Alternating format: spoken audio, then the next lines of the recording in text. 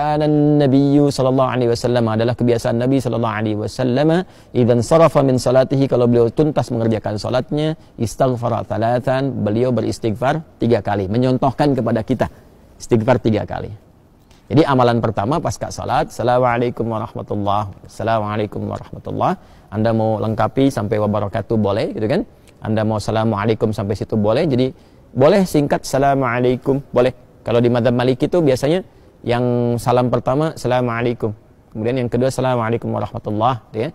Kalau Anda mau assalamualaikum warahmatullah boleh, sampai wabarakatuh juga boleh, ya. Itu luas sekali babnya, sudah saya terangkan di bab fikih salat yang lalu. Lalu setelah itu apa amalannya? Sejenak, ya, kemudian langsung kita beristighfar kepada Allah 3 kali, ya, 3 kali.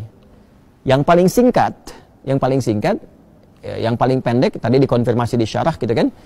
Bagaimana bacaannya? Maka Nabi pernah menyontohkan yang paling singkatnya astagfirullah, astagfirullah, astagfirullah. Itu yang paling singkatnya. Jadi kalau kita selesai salat, misalkan udah salam, kemudian kita istighfar astagfirullah, astagfirullah, astagfirullah. Kalau kita mau misalnya lengkapi juga, ya, dengan mau panjangkan misalnya boleh astagfirullahalazim, astagfirullahalazim, astagfirullahalazim. Nanti ada terusannya tuh, alladzi la ilaha illa huwal hayyul qayyum wa atubu ilaihi. Boleh, ya. Jadi kalau misalnya buru-buru, ya, harus segera berangkat dan sebagainya, silahkan. Mau sambil berdiri istighfar astagfirullah, astagfirullah, astagfirullah 3 kali. Ya.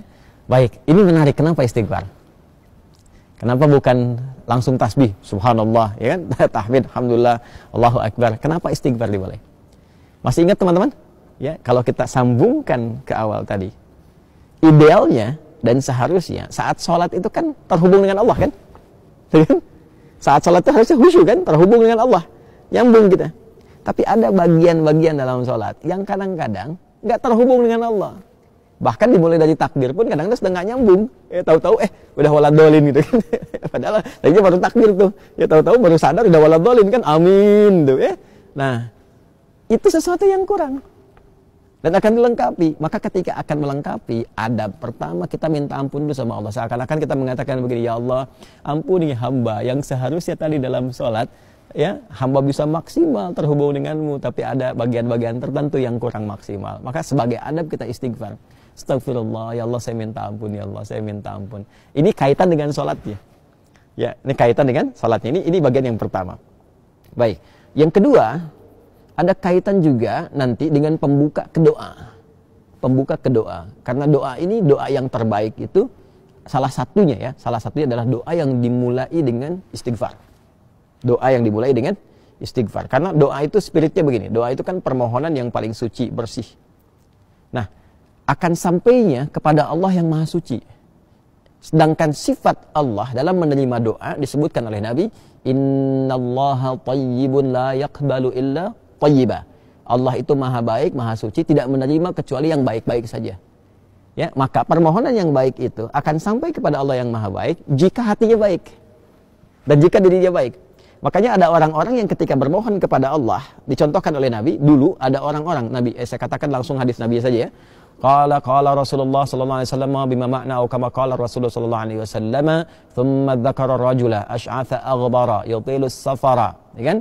Yamuddu yadayhi ila as-sama'i fayaqulu ya Rabb, ya Rabb. Faqala Rasulullah sallallahu alaihi wasallam, anna yustajabu lidzalika famat'amuhu haramun wa mashrabuhu haramun wa ghudhiya biharamun fa anna yustajabu lidzalik. Nabi mengisahkan seorang lelaki yang menempuh perjalanan panjang yang diniatkan untuk menaati Allah, itu berpotensi mengabulkan doa. Makanya kalau sedang safar banyak berdoa. Safar ke yang baik-baik, ya, bukan safar ke tempat-tempat gak jelas, gitu kan. Kemudian setelah itu sampai di situ dia mengangkat tangannya. Orang yang mengangkat tangan untuk berdoa, kata Nabi, innallaha hayyun karibun. Sungguh Allah itu sangat maha mulia dan sangat maha memahami, ya, keadaan hambanya. Ya, maka ketika hambanya mengangkat tangannya, sulit, ya, untuk tidak terkabul doanya. Cepat bagi Allah mengabulkan doa. Demikian terjemah bebasnya kurang lebih seperti itu. Kemudian dia berkata, ya Rabb, ya Rabb, memohon dengan al-asma'ul husna. Al-asma'ul husna. Memohon dengan al-asma'ul husna mempercepat terkabul doa. Seperti Quran surah ke-17 Al-Isra di ayat 110. Qulid Allaha awid ar-Rahman ayyamma tad'u falahul asma'ul husna. Sebut nama Allah, sebut nama Ar-Rahman. Kalau mau spesifik, pilih salah satu nama di Al-Asmaul Husna sesuai dengan kebutuhan kita. Jadi dia melakukan 3 hal yang seharusnya mempercepat doanya 3 kali lebih cepat dari keadaan biasa. Tapi komen Nabi apa? Kata Nabi, anna yustajabu lidzalik. Bagaimana doanya bisa dijawab? Susah dijawabnya nih. Kenapa? Mat'amu haram, sumber makanannya haram. Kan masyrabu haram, sumber minumannya haram. Ya, kemudian juga maaf, malbasu haram, pakaiannya haram, wa ghudhiya biharamin, dan perangkat hidupnya haram. Anna yustajabu lidzalik. Jadi yang haram-haram yang bisa bersumber dari maksiat, dari kesalahan itu menutup, kadang-kadang jadi hijab. Ya, semakin tinggi, semakin kuat pekerjaan haramnya, semakin tebal penutupnya. Ya, semakin tebal penutupnya. Tapi kalau haram-haram dosa-dosanya misalnya kecil-kecil, tipis tuh sekatnya. Ya, kalau tipis kan cahaya masih bisa tembus kan? Tapi kalau tebal kan mantul.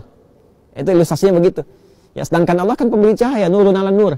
Ya, ini cahayanya nggak bisa nyampe tuh kalau Allah berikan, nggak bisa tembus ke kitanya karena hatinya bermaksiat. Maka untuk membuka itu dengan istighfar. Astagfirullah, astagfirullah, astagfirullah. Makanya kalau orang rajin istighfar tuh, dulu saya pernah ceritakan kan, dan viral juga kisah ini ya di berbagai kesempatan. Orang rajin istighfar itu kadang-kadang belum minta Allah sudah kabulkan. Saya tidak harus mengulang tentang kisah tukang roti ya dan sebagainya gitu. Tapi itu indah sekali, latihan deh, latihan. Sampai istighfar itu di kebiasaan, bukan hanya pasca salat. Ya, di jalan bisa istighfar, duduk di mobil bisa istighfar. Ya, kemudian kita kadang merenung bisa istighfar. Itu kalau sudah menyatu dengan kepribadian kita, masya Allah, enak itu, enak, tenang, nyaman. Latihannya salat. Jadi istighfar memberikan fungsi sebagai adab permohonan ampunan kepada Allah karena mungkin tadi tidak sempurna dalam salat, ya kan? Lalu dengan kasih Allah itu diberikan pemaafan dan disempurnakan. Lalu yang kedua, pembuka untuk menyampaikan permohonan dalam doa kepada Allah yang barangkali karena kondisi tidak terkoneksi tadi, ya belum mampu, ya kita menyampaikannya sehingga tidak terjawab dengan maksimal, ya kan? Ya, karena itulah setelah sholat kita beristighfar, pembuka itu dicerahkan dulu hatinya, ditenangkan, lalu memohon. Makanya orang kalau udah istighfar, mintanya itu, apalagi kalau air matanya mengalir, doanya lebih khusyuk dipanjatkan dibandingkan dengan langsung berdoa begitu saja. Gak percaya silahkan Anda cek tuh. Ya, ingat dosanya apa, ininya apa, ngalir air mata, minta itu seketika itu cepat sentuhannya ke jiwa. Nah, karena itu nanti bab doanya terletaknya itu setelah itu.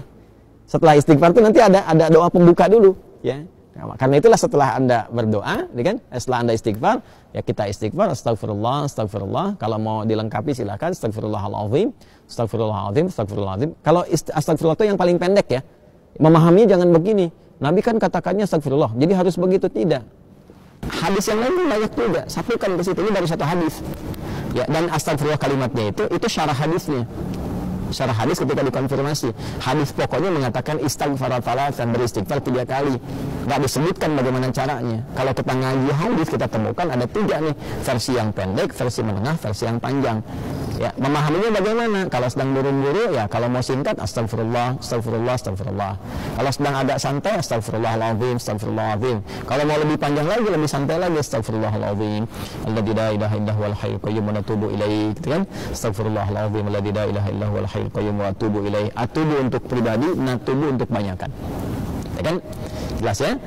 Jadi itu yang bisa kita katakan. Tapi 3 kali ini maksudnya sampai merasakan ke jiwa, bukan cuma lihat, bukan cuma di lisan.